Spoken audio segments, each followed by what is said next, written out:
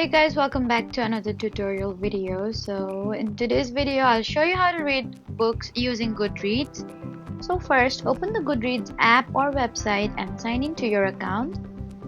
Then search for the book you want to read using the title, author, or ISBN. Then open the books page and check the available options.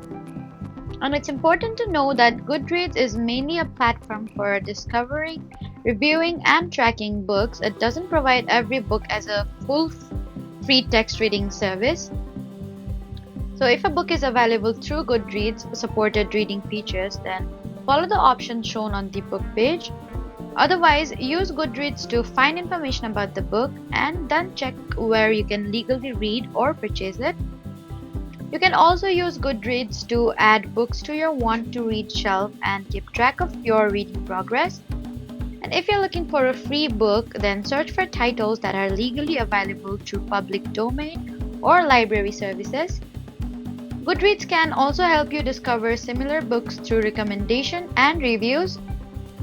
So that was how to use Goodreads to find and track books and access available reading options. Please do not forget to like, comment, and subscribe for more helpful tutorials. Thank you for watching.